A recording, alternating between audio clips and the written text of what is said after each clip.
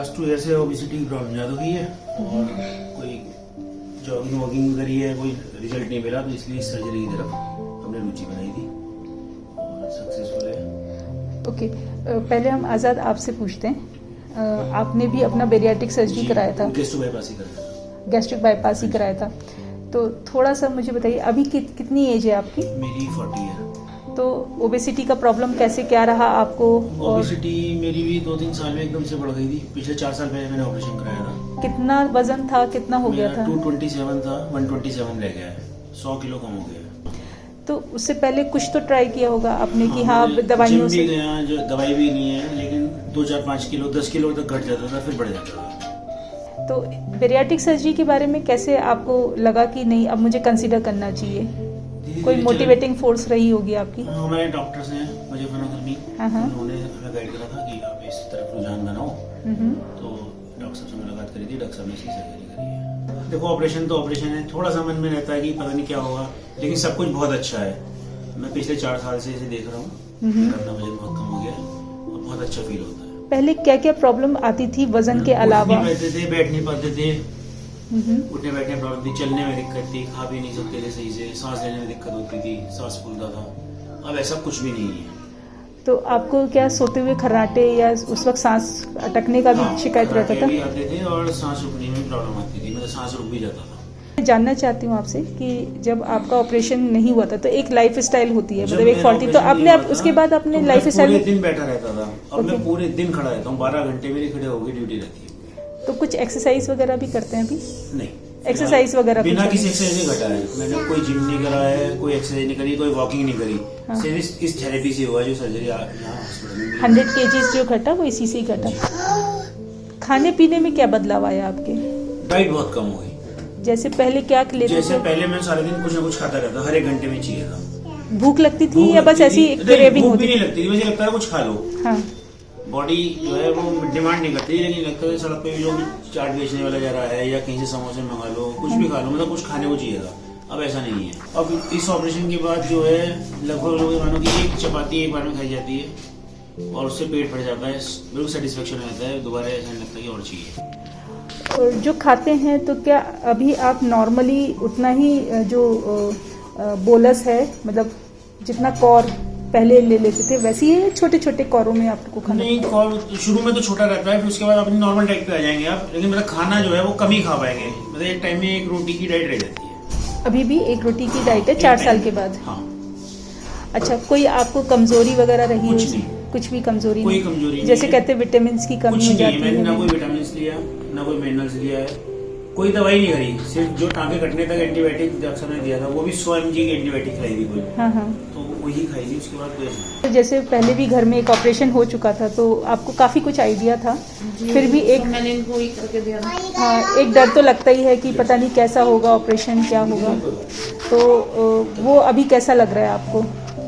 अभी आपको? ऑपरेशन के समय थोड़ा डर लगा था, हाँ हाँ। अब ऐसा कोई नहीं है। तो अभी हमें सिर्फ 2 दिन हुए और मेरे ख्याल से ऑपरेशन के अगले दिन से हमने आपको खाना वो पानी पीना अलाउ कर दिया है ना? एक बार आप पी के दिखा सकते हैं, आप कैसे सिप्स में लेते हैं पानी? इनको बेबी सिप में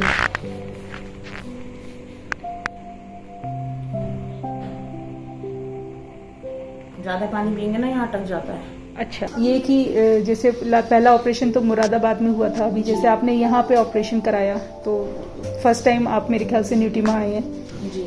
तो यहाँ पे आपका एक्सपीरियंस कैसा रहा?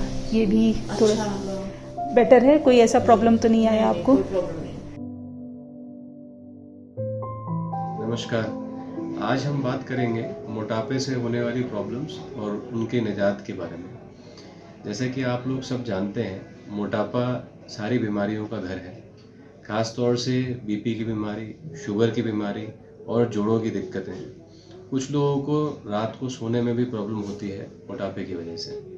जब लोगों को अत्यंत मोटापा हो जाता है, जिसको वह अपनी डाइट से और एक्सरसाइज से सही नहीं कर पाते हैं, तो उसके लिए हम एक सोल्यूशन प्रेजेंट करते हैं, वो है बेरियाट्रिक सर्जरी, जो कि वज़न घटाने के लिए तो होती ही है, साथ में इन बीमारियों को भी सही करती है। सबसे पहले हम बात करेंगे डायबिटीज़ या मधुमेह की।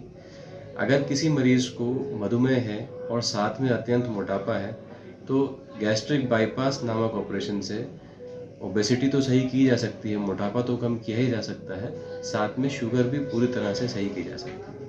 वह शुगर पूरी तरह सही हो सकती है या रेमिशन में जा सकती है। रेमिशन में जाने का मतलब ये है कि वो 5-6 साल तक सही रहेगी और उसके बाद कुछ हल्की होकर जितनी परेशान अभी कर रही थी उससे कम परेशान करते हुए वापस आ सकती है, जिसके लिए कम डोज में दवाइयाँ लेकर ही मरीज़ को आराम मिल जाएगा। अब मैं इस ऑपरेशन की विधि के बारे में बात करता हूँ।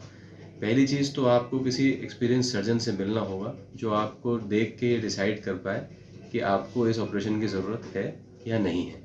इसके लिए हम BMI कैलकुलेशन करते हैं, साथ ही हम बॉडी कॉम्पोजिशन एनालिसिस भी करते हैं, जिससे हमें एक अंदाज़ा लगता है। साथ में आपकी जो प्रॉब्लम्स हैं उनको समझते हैं, जिससे हमें अंदाज़ा लगता है कि आप बेरियाट्रिक सर्जरी के लिए सही कैंडिडेट हैं कि नहीं। कहीं इस ऑपरेशन से आपको ज़्यादा साइड इफ़ेक्ट्स तो नहीं होंगे, कहीं इस ऑपरेशन से आपको उतना फ़ायदा नहीं होगा कि जितना आप उम्मीद कर रहे हैं, तो हम आपको पहले से बताते हैं।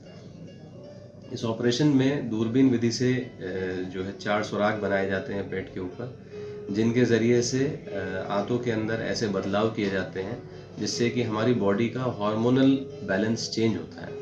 जिन लोगों को बहुत कम खाना खा के और सिर्फ पानी पी के भी वेट बढ़ने की प्रॉब्लम होती है, उन लोगों के अंदर हार्मोन्स का प्रॉब्लम होता है, जिसकी वजह से वो वेट कंट्रोल नहीं कर पा रहे होते हैं अपना। तो इस ऑपरेशन से एक तो हम खाने की मात्रा कम कर देते हैं, साथ में हार्मोनल चेंजेस करते हैं, जिसकी वजह से तेज़ी से वेट घटता है। ऑपरेशन के लिए मरीज़ अगर 150 किलो का है फ़र्ज़ करें, तो अंदर जाएगा 150 किलो का ऑपरेशन थिएटर में, वापस भी 150 किलो का आएगा, पर अगले 6 महीने में धीरे धीरे उसका वज़न कम होगा, जिससे कि उसके मूवमेंट, उसका काम करने की क्षमता, उसकी और बीमारियां कम होंगी, जिसकी वजह से उसकी हेल्थ पे बेनिफिट होगा। ये कोई कॉस्मेटिक सर्जरी नहीं है, ये किसी को सुंदर दिखाने के लिए नहीं की जा रही है, ये उन मेडिकल प्रॉब्लम्स के लिए की जाती है जो कि किसी भी आदमी की लाइफ को शॉर्टन करती हैं, छोटा कर देती हैं। अच्छा, इस ऑपरेशन में हॉस्पिटल में नॉर्मली 2 से 3 दिन रहना होता है। मरीज़ ऑपरेशन वाले दिन ही शाम को उठ के बैठ सकते हैं, अगले दिन चलने फिरने लगते हैं। खाने पीने का ढंग ज़रूर फिर से सीखना पड़ता है, क्योंकि हम जो खाने की थैली है उसे थोड़ा छोटा कर देते हैं, जिसकी वजह से बहुत ज़्यादा खाना एक बार में नहीं खा सकते, जैसे कि हम लोग जल्दी में खाते हैं सभी लोग अपनी डेली लाइफ में। उस चीज़ को फिर से सीखना पड़ता है कैसे खाना है।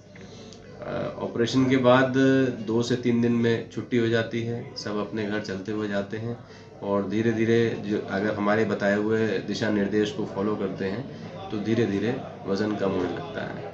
वज़न कितना कम होता है, डायबिटीज़ कितनी सही होती है, ये हर मरीज़ में डिफ़र करता है, पर ऑन एन एवरेज 60 to 80% जो आपका एक्सेस वेट है, मतलब कि समझ लीजिए आपका नॉर्मल वेट 60 किलो होना चाहिए और आप 110 किलो के हैं, तो आपके अंदर 50 किलो फालतू वज़न है। तो अगर हम एवरेज देखें तो उस 50 में से 30 से 40 किलो वज़न घट जाता है पहले 6 महीने से साल भर में इस ऑपरेशन को कराने के बाद। अब सबसे बड़ा सवाल जो लोग पूछते हैं बार बार वो ये है कि क्या इस ऑपरेशन से कोई साइड इफ़ेक्ट है? जी हाँ, साइड इफ़ेक्ट हर चीज़ के होते हैं, पर हमको हमेशा हर चीज़ में ये देखना होता है कि बेनिफिट्स बड़े हैं कि रिस्क बड़े हैं। तो इस ऑपरेशन में बेनिफिट्स बड़े हैं, इसलिए क्योंकि रिस्क बहुत छोटे हैं। रिस्क ऑपरेशन के दौरान कोई चीज़ अगर हो सकती है तो उसके लिए पहले से जांच की जाती है। हर मरीज़ का हार्ट का चेकअप होता है, अल्ट्रासाउंड, एक्सरे, खून की जांचें, बेहोशी वाले डॉक्टर पहले से देखते हैं, इस बात को असेस करते हैं कि ज़्यादा रिस्क तो नहीं है। नॉर्मली इस ऑपरेशन में उतना ही रिस्क होता है जितना कि गॉल ब्लैडर के ऑपरेशन में होता है। ऑपरेशन के बाद क्योंकि खाना पीना बहुत कम हो जाता है, तो उसकी वजह से मरीज़ के अंदर जो कैलोरीज तो कम जा रही हैं, पर कुछ चीज़ें जो एसेंशियल होती हैं हमारी बॉडी के लिए, जैसे प्रोटीन्स हो गए, कुछ विटामिन्स और मिनरल्स हो गए, वो जो कि खाने में पहले से ही कम होते हैं, अगर हम कम खाना दे रहे हैं तो वो बहुत कम हो जाते हैं। इसलिए उनके लिए अलग से टैबलेट्स या प्रोटीन सप्लीमेंट्स लेने होते हैं, ख़ास तौर से पहले 6 महीने तक। पहले 6 महीने के बाद खाने की क्षमता बढ़ जाती है, खाने की थैली थोड़ी फैल जाती है, जिसकी वजह से लोग अपना न्यूट्रिशन सिर्फ खाने पीने में ही ध्यान रख के ज़्यादा पौष्टिक खाना लेके रख सकते हैं। हालांकि इस ऑपरेशन के बाद हर साल एक बार जांच होनी चाहिए प्रोटीन्स की और विटामिन्स की, जिससे कि ये पता चल सके कि मरीज़ के अंदर कोई ऐसे चेंजेस तो नहीं आ रहे जिनको बाद में हम रिवर्स नहीं कर पाएंगे। इसके अलावा सारी चीज़ें अच्छी हैं इस ऑपरेशन से। और अगर देखा जाए किसी को डायबिटीज़ है और वो डायबिटीज़ के साथ जी रहा है, तो उसे भी कई सारी प्रॉब्लम्स का ध्यान रखना पड़ता है, कई सारी दवाइयाँ रोज़ खानी पड़ती है, कई सारी जांचें करानी पड़ती हैं, डॉक्टर को समय समय पे दिखाना पड़ता है। उसके मुकाबले देखा जाए तो इसमें परेशानी और खर्चा दोनों ही कम है। अगर कंपेयर करें कि पूरी लाइफ डायबिटीज़ की दवाई कोई खाए और अगर हम एक ऑपरेशन से उसकी डायबिटीज़ छुड़वा दें या उसके जोड़ों का प्रॉब्लम सही कर दें, जिसके लिए आगे चल के हो सकता है उसे जोड़ बदलवाने पड़ते हैं, या उसका सांस का प्रॉब्लम सही कर दें जिसकी वजह से हो सकता है आगे उसे CPAP या वेंटिलेटर जैसी मशीन पे जाना पड़ता है, तो इसके बारे में ज़रूर सोचना चाहिए। नमस्कार।